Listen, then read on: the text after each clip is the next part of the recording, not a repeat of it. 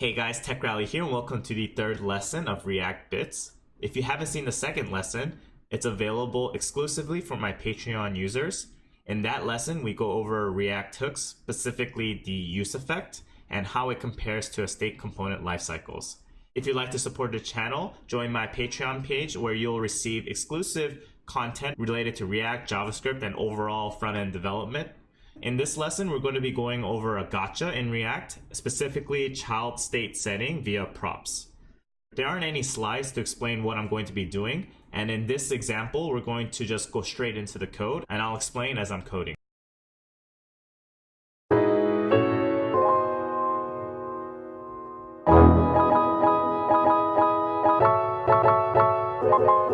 So in this code base, we have a component called app and a internal state variable called value, and set value is a function that allows you to set the value of the state. We have this function called change button text that changes the state variable of value to cat or dog. I'm going to console log out the value here, and right now it says dog. If I click change text, it says cat, dog, cat, dog, cat. Cool.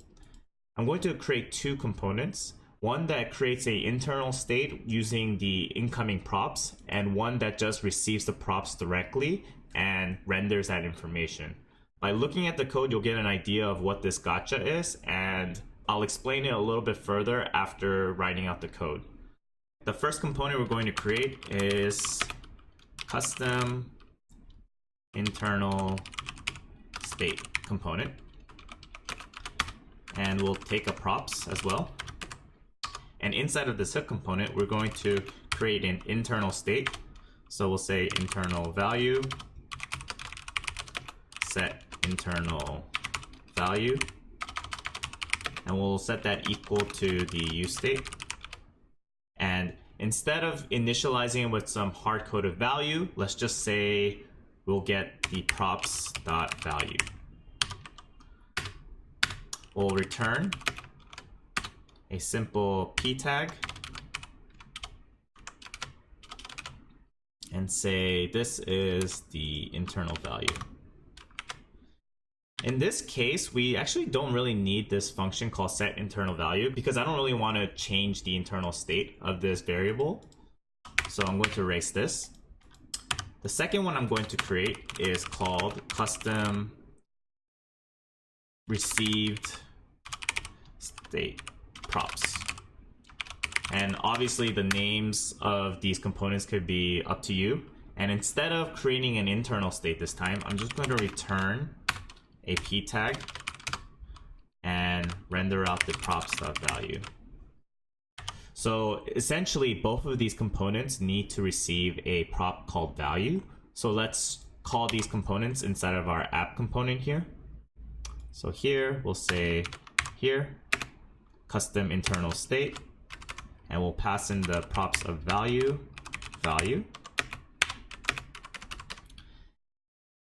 Getting a slight error here because I didn't close out the curly brace. And the second one is no state setting. So what did I call that component? Custom receive props. We'll pass in the value here, value. Sweet. So right now, both the value of the text is dog. If I was to change the value of text, what do you think will happen? I'll give you a few seconds to think about it.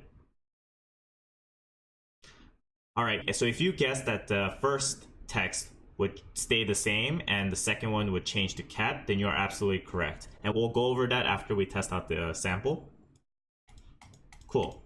So clicking the change text button is changing the text of the non-state setting component. And why does that happen?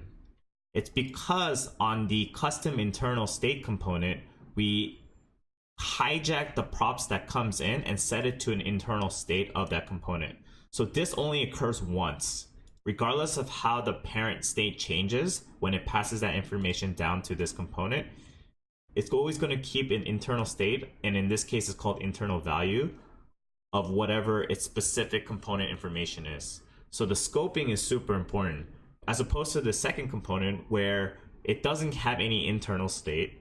All it does is receive the props.value from the parent, and it renders different information depending on the state change.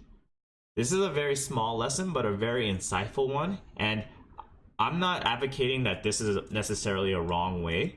Maybe you only need to know about the initial state variable and never have to worry about any changes in the state. But it is a gotcha that a lot of React developers run into when they initially start, because there's always this tendency to want to set internal state even when receiving props. I hope this lesson was insightful for you, and I can't wait to see you in the next lesson. Remember, lesson 4 is a even number lesson, so that is going to be a Patreon exclusive only content. Thank you for all the support, and see you in lesson 4.